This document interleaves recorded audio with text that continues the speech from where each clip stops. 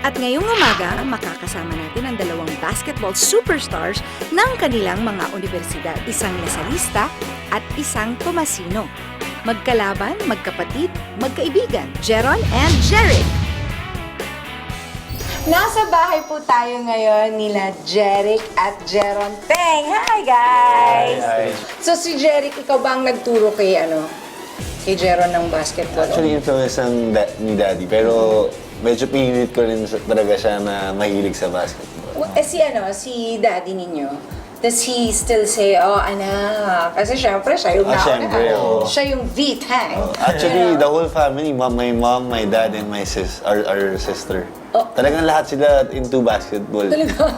Okay, so ngayon, makikilala pa natin ang isa't isa dahil meron tayong pag-game. Bilang mga basketballero kayo, gagamit tayo ng bola, pero bawal ang lokohan at bulahan. So, Jeric muna, mga nakakainis na katangian. Siguro makalat sa kwarto. O parang normal naman yun sa lalaki.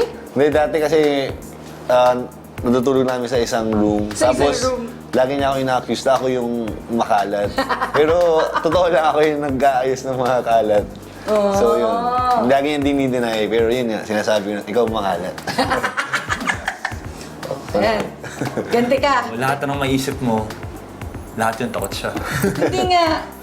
Sa multo. Sa ipi, sa multo, Sa ipis. sa height, sa malalim na tubig. Saan pa ba? Mga katangiang feeling mo hindi niya alam tungkol sa kanya. Siguro yung pag-aayos niya ng buhok dahil... Lagi nag-ayos ng hair. Oo, maya titingin sa salamin.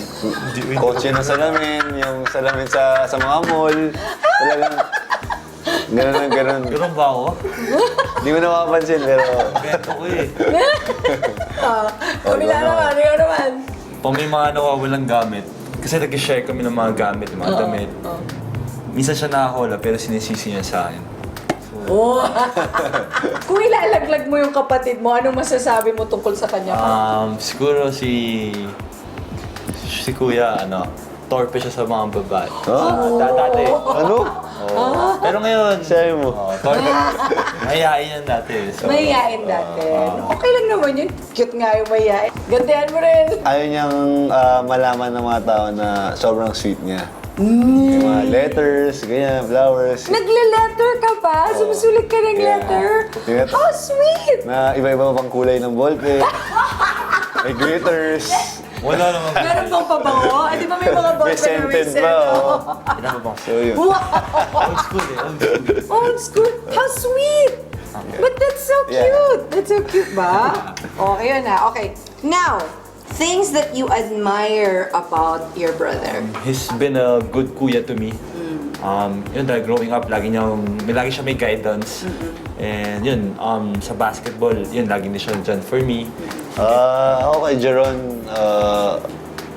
yun nga na, siguro yung pagiging niya, family first. Na inuuna niya lagi yung family. Even though he's busy with with school and mga games and practices, he sees to it na yung nakakasama siya lagi sa family. Yung bonding talaga, yung non-family is very important to him and to all of us. That's wonderful. Yeah. Kasi nowadays, ang mga kabataan, syempre, ang dami na nating hilig. May social media, ang dami ng pagkakaabalahan. But it's good to know that you guys are still, very much with your close kayo sa family nyo, family first, even if ang dami ng mga happening. So that's wonderful to hear. Na ang cute naman ng dalawang boys na to.